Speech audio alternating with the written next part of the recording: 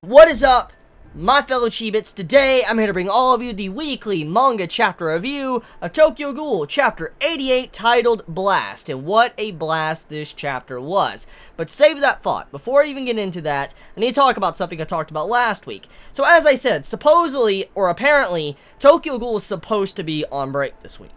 Now, as you all know, I'm making a video of Tokyo Ghoul this weekend, which, you know, I said it shouldn't have been out. So, apparently we got it all wrong by 1 week, and Tokyo Ghoul is supposedly going to be on break next week. I could be wrong about that, take it with a grain of salt, but apparently you have it to where Weekly Shonen Jump goes on break first, because as we know, they're taking a break right now, and then Young Jump will take a break right after them, which will be this upcoming weekend. I could be wrong about that, take it with a grain of salt, but apparently we are still having a break, it's just we were off by 1 week. So anyways, getting into this chapter of Tokyo Ghoul, chapter 88. Okay, so, first thing I need to say is that this entire chapter, it reminds me a lot of the final battle of Tokyo Ghoul Part 1. Just think about it. I mean, look, this entire fight, Hoji versus Tatra, it has been built up for a very long time. It has been built up. There's just so much hype behind this fight. It's something that we all knew was going to happen. Eventually, it was a fated battle, and eventually these two had to fight each other to settle their differences, and most likely both of these two might die in this fight. And so we knew it was going to happen. So it's been built up for a while. We've all wanted to see this, and I'm so glad Ashita-sensei didn't skip over it and, you know, just kind of cut it out. I'm glad we're getting to see it. You know, based Ashita always giving us that quality content. But getting into the real stuff, though, this chapter reminded me of the ending battle of Tokyo Ghoul Part 1. If you think about it, look at, you know, the end of Tokyo Ghoul Part 1. You had it to where Arima versus Eto, that's what it was. And as we know, it was kind of like a mock fake battle. It was a battle between these two that was just kind of orchestrated to be like, you know, a play. And as we know, Ashita loves using similar things to the previous parts of Tokyo Ghoul. He loves making arcs that kind of like reflect from the previous part, and it's a little bit different, or it's reversed or something. And there's a lot of arcs that are like that in Tokyo Ghoul Re that kind of parallel with Tokyo Ghoul Part 1. And one of the things I noticed about this entire fight is there is a reverse to this fight. I mean, look, you have these two people that have been built up, and, you know, we knew they were eventually going to have to fight, which is kind of like Arima and the One-Eyed Owl, which was Eto. We knew those two would eventually probably fight. We'd probably see something like that, and we got it at the end of Part 1. And as we know, it turned out it was actually just, you know, a play. It was just put on for show, just to be there for Arima and Eto can kind of proceed to make someone the One-Eyed King, for instance, Kaneki.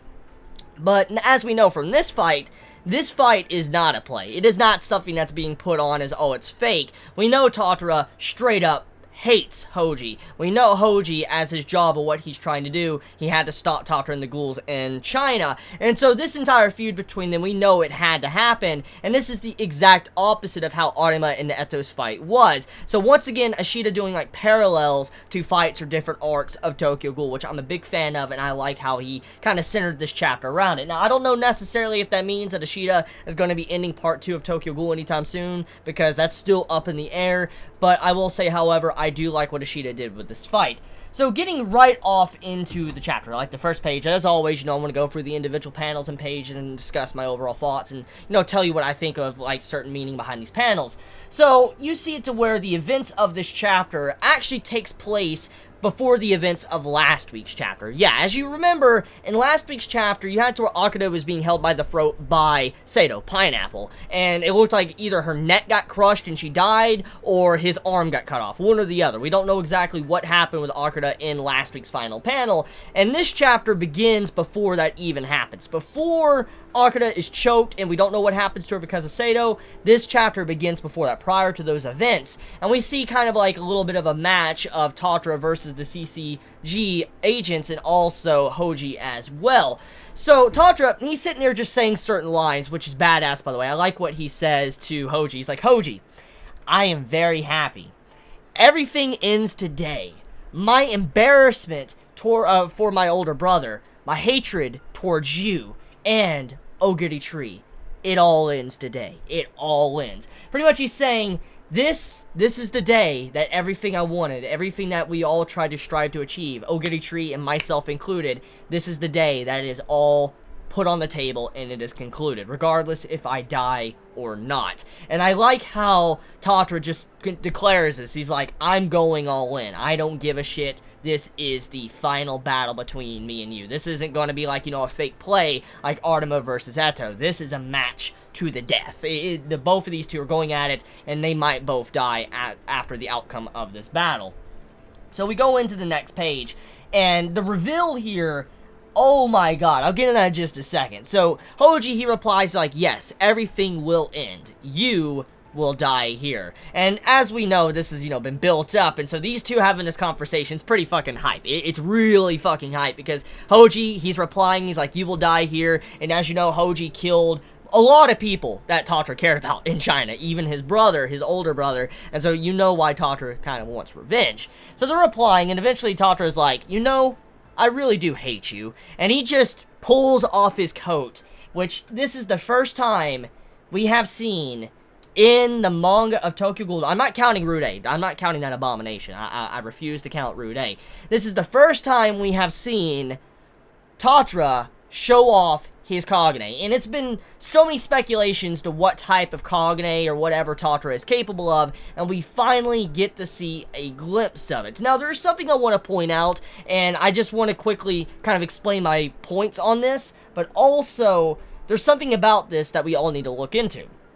So Tatra, when he removes his coat, okay, you see to where the, you know, the fumes or like the little aura stuff comes off when a Kagane is coming out of, like, you know, Ghoul's back. If you look closely, I'll probably have the picture on the screen. I might not. I have no idea. Just go to page 3 and look at the bottom right, and you'll see it to when Tatra removes his cloak. If you look closely, you'll see it to where, like, the Kagane is coming out of his, like, his shoulder blades. That's exactly what it looks like. And at first, I'm like, wait a minute, whoa, is that a Ukaku? Is that an Ukaku Kagane I see coming out of his back? Because that's kind of where the position would be if, you know, if he's actually a normal ghoul. I mean, that's where Ukaku is. So I went, you know, online, I went to the wiki, and I'm like, okay, so let me look at, you know, the Kaganes and stuff, where they are in the back, just to make sure I'm not forgetting. And the picture I have in my screen right now, you know, to where the Ukaku is literally, like, right here. Like right on the neck, like right here below the neck. And then if you look below that, you have Kokaku, which is right underneath that, kind of where the bottom of the shoulder blades are. And then underneath that would be a Rinkaku, and then a Bikaku at the bottom part where the tailbone is. And looking at the overall, like, description of where the Kaganes come out, I'm looking at Tatra, and when I go to the picture of him in this panel, it kind of looks like it could be a Ukaku or a Kokaku, the way the Kagane is coming out. Now, as we know, with a Kakujo, we do know a ghoul can have multiple Kakuhos. We do know about that. We know they can have different organ sacs in their back, and there is a possibility they could be quite different from just having a regular Ukaku. They can have different type of things, like with their Kakuho. So when you see it like this, we don't really know if he actually is a Ukaku or a Kokaku Kagane user, because he goes straight into a Kakuja. And, I mean, looking at some of the ways he fights, it hints that he's a Ukaku fighter. That's what it kind of hints at. That's exactly what the chapter hints, because he has these long-range bursts of flames, which remind me of a Ukaku user, like something we would see from the Karishimas, you know, Toka and them, using lightning and stuff. You know, that's kind of what it reminds me of, a Ukaku user. And so Tatra, he could either be one or the other. We have no idea. It's not really clarified, but I'm assuming it's Ukaku. And if it's not, if it's Kokaku, there's a whole other variety of questions up on the table that I need to discuss. So, he transforms into a Kakuja mode. Kakuja, what the fuck was that? He transforms into a Kakuja mode. So many Ks. Oh my god, you got Kakuho, Ukaku, Kakuho, there's just, oh my god, dude, there's so many Ks. Anyways, Tatra, he gets his Kakuja, and he's getting it covering his entire body. And this is the first time we actually see his Kagane. And overall, my impressions of the design, it's a very, very creepy design. I mean, look, Tatra's always had this mask, like this little mask around his mouth and chin, and you can kind of still see it. It's still there, but his Kakuja is wrapping around his neck and wrapping around his head and making like this weird shape, like knight helmet. It looks like a knight helmet. I've seen like a similar knight helmet that reminds me of something you would see in Dark Souls. I'm not even joking. Like the way the helmet is shaped, I forget the actual helmet. I don't know if it's in Dark Souls 1 or 2, but the helmet that Tatra has has right here, like the way the cockroach is forming, reminds me of something from Dark Souls. But I do like the design of it. I do like the way it looks like a face guard, like a night guard mask, like, you know, how it comes down and stuff. You know how the night mask, how it has like the face guard and it comes down and you can see the face or whatever? That's kind of what it looks like to me, and it also makes sense when you see him shooting fire out of his mouth. And also, in some ways, you can look at the design of Tatra's Kakuja as a dragon. It does look, in some ways, like some form of dragon, or maybe even a Chinese dragon. I'm willing to bet you could probably find something very similar in, like, mythology, if you're to really dive into it, that might look like a Chinese dragon, since, you know, he is from China, and, you know, Ishida-sensei loves doing symbolism and stuff like that, with hidden meaning.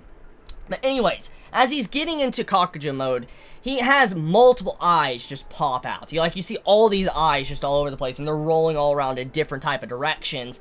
And everybody, all the CCG agents that have got there to back up Hoji are freaking the fuck out. They're like, Kakuja, because, like, they don't even know what to fucking expect. Like, because a Kakuja Ghoul is fucking strong. Yeah, that's terrifying when you see something like that, but it's even more terrifying when you hear Hoji say this is a very dangerous ghoul, and we need backup, and you see this man go into, like, Kakuja mode. Shit's about to go down. People are about to get fucking killed. So, when I was first reading this chapter, I didn't really know what to expect. I'm like, holy shit, this design is badass, because look, you just see like this weird flames coming out of the mask where the face is. You see like these awesome fucking arms he has. You see like this weird like skeleton type looking like armor around his chest and going around his arms as well. And when he looks like some form of like tail thing coming out or whatever, and I just love the design of Tatra's Kakuja. It looks so fucking badass. I can't wait till we have better scans for we could see this, you know, panel a whole lot better, because as you know, when the scans first come out, they don't look as good as the scans eventually come out when they come out online. So I can't wait to see, you know, the improved artwork like with the scans when it comes out in a couple weeks from now, because already this looks absolutely beautiful. So as he transforms, Hoji's like, looks just like him. Like your brother. And then you have it to where Tatra's like, Hoji, just saying it. It's like he's going into a fit of madness. And as we know, usually when people have a Kakuja, they kind of show cases of madness, like they're crazy. But that's a whole nother different type of discussion. So, his Kakuja reminds Hoji of Tatra's brother, his older brother. And this raises a lot of questions right now, because we don't know much about Tatra's brother. We don't know a whole lot. We really don't. We just know he was a very powerful ghoul that killed a lot of people, and he took a lot of people to stop him and put him down. And as we know, this is the first time we get hints at what maybe Tatra's brother was like. And now that you have it to where Hoji's like, you look just like your brother, there's two things here that we could kind of speculate. As we know, Eto said a long time ago, a while back, like around chapter 50-something or 40-something, she said that you could form your Kakuja or your Kagane thanks to your imagination. Your imagination is key. You could design your, your Kagane to look like certain things if you have a good imagination. But that's kind of how we know why Kaneki looked like a centipede, like he used a centipede-type Kakuja, or, Eto uses the design she has, different things like that. It's up to your imagination how your Kakuja looks, or how it forms. And since, he looks just like his brother, it's probably because Tatra, he cares so much about his brother, he's had this burning hatred inside of him for so long, that's why his Kakuja looks like his brother. It's to honor his brother and remember his brother. But it's another can of worms, too. We don't know necessarily if the fighting style was exactly similar, like when it came to the flames coming out, or when it came to, maybe his fighting style overall. We just have no idea. It's not clarified, but for him to look very similar, it raises questions to what type of ghoul, Tatra's brother was. So getting off of that, Tatra just rushes in, and he just demolishes the CCG agent fodder. They're just dead as fuck. They're just getting crushed, obliterated, and eventually, as they're all coming out, and they're like, all Ukaku troops, fire. And as I said earlier, we don't know exactly what type of Kagane, Tatra is using. We know he's using a Kakuja, but we don't know exactly what type of ghoul he is. We don't know if he's a Ukaku user, a Kokaku user, a Bikaku, Renkaku. We have no idea what type of ghoul he really is. But the only two that are possible at this time is a Kokaku or a Ukaku. And with them using Ukaku troops, This is very suspicious, because if they were to use that against him, if he was an Ukaku user, it wouldn't really be effective, if you get my point. Like, it's just, they balance each other out. Ukaku versus Ukaku is kind of even. And as we know, if you're an Ukaku user, you have lack of stamina. You constantly are using these high projectile attacks, and you lack stamina, and if the fight drags on, you will be overwhelmed and eventually get defeated, which might hint at how maybe Tatra might die in this fight, is because he's using so much RC cells with his fire coming out that he might die from exhaustion. That is a possibility, which I will get into. But since they're using Ukaku, you would think they would want to use, like, you know, these certain type of, you know, Kagane or Quinke or whatever against Tatra if it works against him and if it was effective. So they were trying to, like, imply maybe he's like a Bikaku or something. But no, it's not that. And if he was a Kokaku user, the Ukaku is not going to have any effect on him, because he actually is stronger against Ukaku than anything else. So right there, the troops that's using Ukaku, they're really not that effective against Tatra at all. But we do know Tatra, if this fight drags out, he could lose. Anyways, moving past that, he starts burning everyone. You just see these flames launching out of his face, and everybody's just getting obliterated, annihilated. And they're just screaming, and their faces are on fire. And you have it to where there's this dialogue that's said to where the emissions from a high-density Kagane can create a searing pyroblast that exceeds temperatures of 4,000 degrees Celsius. Holy shit. Like, okay, like, let me open this box of worms now. 4,000 degrees Celsius. I don't even know what to think about this right now, okay? Because, let me give some clarification here, how hot that is. The sun's surface temperature, I actually looked, I have it pulled up right here. The sun's surface temperature is 5,500 Celsius.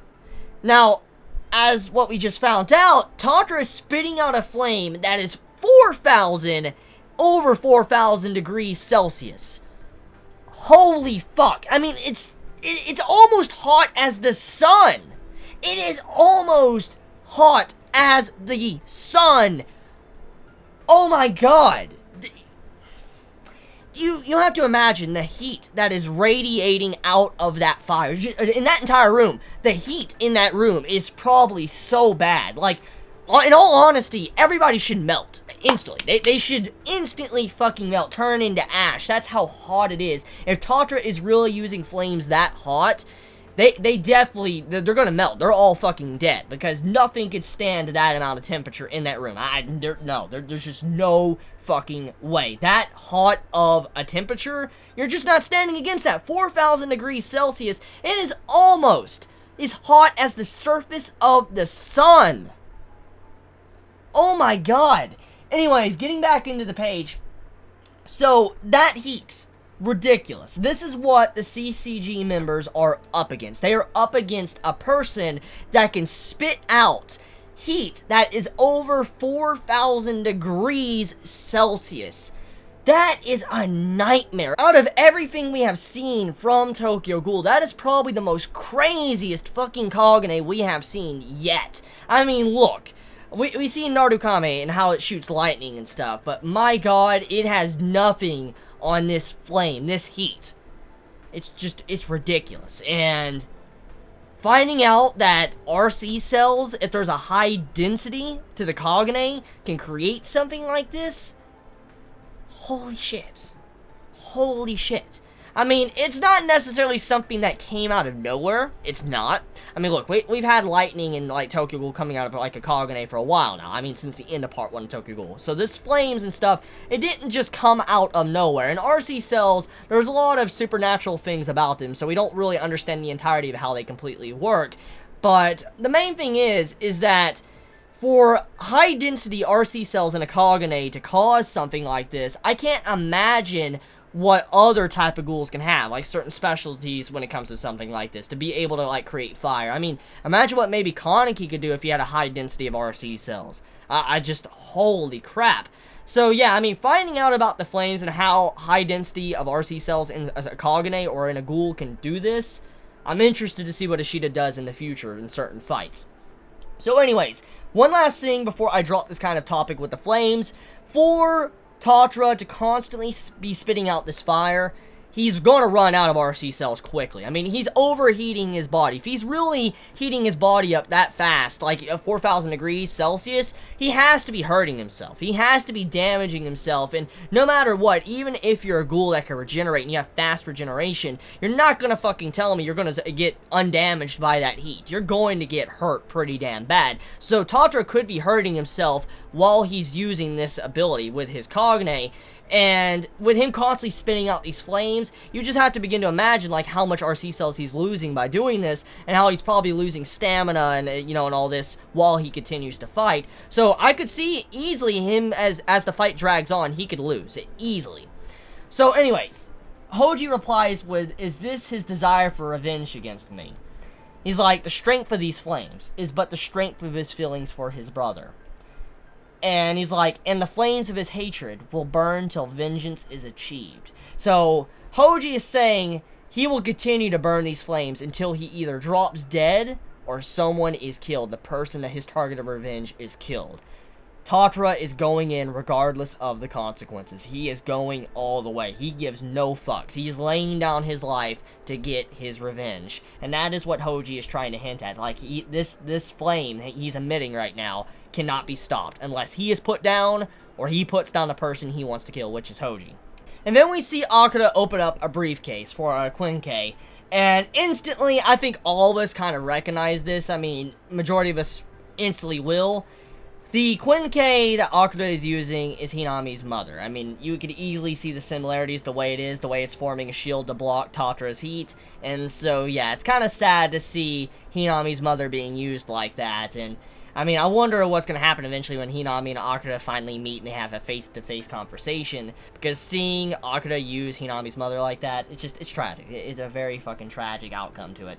So, yeah, anyways, Akira starts to say, like, okay, so these movements, I mean, is there any way we can actually find an opening? I mean, this amount of heat, all this heat he is emitting, there's just no way we could possibly fight this man, and there's no way he has any openings. And then you have to see Hoji. Hoji's, like, going straight in. He gives no fucks. And he's like, he does have a weakness.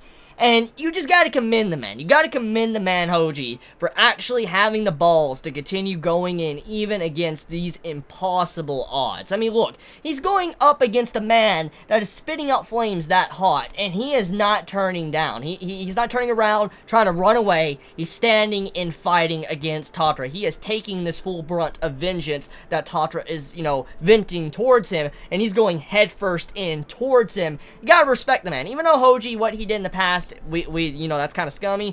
We gotta admit, he is a pretty big badass to be able to do what he's doing to fight against Tatra and still stand against him after witnessing the devastation that he can do with his Kakuja. And he's like, after fighting your brother, as long as he resembles his older brother, he will have this one weakness with the way he swings his arms. And also, he will not be objective with his fighting because of all these emotions that are leaking out of him. For instance, he will be so overcome by emotions that he will not be able to think properly to overcome his opponent. And so, Hoji is using this against him to win. Very smart tactic, by the way. I gotta commend Hoji. He's doing a very smart tactic to be able to overcome Tatra because he's using the emotions against Tatra against him. And then you see to where Hoji, he actually blocks. He blocks Tatra's movements. He actually stabs his arms to where his arms are locked together and Tatra can't move his arms. It's kind of like blocking his face. If you look very closely, the way it looks like the way his arms are blocked and stabbed through. Hoji blocked his arms to where, you know, Tatra can't breathe fire because his arms are completely locked into place into his chest. So that was quick thinking, by the way. I gotta say, that was very quick thinking by Hoji to do that. And all of a sudden, one of the things I didn't expect is Hoji brings out a remnant of Tatra's family, his old group. And most likely it's Tatra's brother that was brought out. Chibi was brought out, a Quinque, and it was going to be used against Tatra. It's kind of fucked up, I gotta admit. It's very fucked up that Hoji is doing something like that to go up against him. And also, we found out the type of this Chibi is actually a Kokaku. So, once again, it might be clarification of what maybe Tatra is. If this is indeed his brother, there's a possibility that maybe Tatra is a Kokaku. Or, you know, maybe he wanted to look kind of like a Kokaku since he wanted to imagine that he was like his brother with his Kakuja. So, whatever the case may be, Hoji's coming in for the finishing blow. He's like, this is the end. And he's going in, about to slice his ass. And instantly, before this happens, Sato jumps in and slams Tatra straight down. And then you see fire coming out. So let's, kind of look at this panel and assess what this really means. So Sato came in, he pushed Tatra's head down, okay? And as we know, the head is where the flames have been coming out to, kill and burn people. And if we look at this panel, we don't know necessarily what is going on, like, overall in this panel. We don't know if Hoji actually managed to stab Tatra or not, or we really don't know. We have no idea if he missed as well. But looking at the way this panel looks, Sato came in, he shoved Tatra's head down, and the flames came out. And if Sato didn't do that, that would mean that Hoji would have took fire to the face. He would have been melted instantly. His face would have gotten hit by the fire that Tatra was about to spit out. So Sato saved Hoji in that moment. He saved him. And we do know Sato is crazy. We know he's been kind of twisted and stuff, but we do know he has, like, a relationship with his mentor, which is Hoji. He cares about him, and so him saving Hoji, it makes sense. It's not something that came out of nowhere, and I wonder exactly what type of play that, Sato might do in this fight. I mean, we do know that he starts to choke Akira, and it looks like he's going to kill her. And that's the events after whatever's going on here. So we don't know what exactly happens to Hoji. We have no idea what happens to Tatra. But we do know there is a point that happens where Sato starts choking Akira. So we know he has a kind of a complicated relationship when it comes to Akira and Sato. Like, they both have a complicated relationship. We know Sato cares about Hoji. So with this, I think Sato's saving Hoji, but at the same time, he probably is going to vent his frustration out on Akira, and that's probably what leads to the point of him choking her. So looking past that, let's look at what this panel does on the bottom left. You see the flames coming out of Tatra's face. And you see it to where Hoji, his eyes are kind of like closed and all that. Like he's turning his head, his eyes are closed, probably from the extreme heat. He doesn't want to melt. And if that is 4,000 degrees, I'm just going to say right now, I call bullshit. He should be already melting. He should be dead as fuck. But regardless though, the way his hands look, it took me a few moments to realize, but the way his hands look, it looks like he's trying to jab straight up at Tatra's face. That's what it looks like to me. It looks exactly like Hoji's going straight up with his Quinque trying to stab him in the face, and you see the fire coming down at the hand of Hoji, and you see it to where the fire is kind of like splitting. It's splitting soon as it hits Hoji's hand. So most likely what's going on in this panel is where Tatra is melting the Quinque with his fire. That's probably what is going on in this panel, and I'm willing to bet there's a possibility that Hoji will lose his hand or both his hands from this flame because of how hot it is. It'll probably melt the entirety of the Quinque and his hands with that too, and probably completely throw him out of the fight. And so yeah, you all have a wonderful day or night. It was a very good chapter. Can't wait to see what happens next. Please be safe. Chibi out.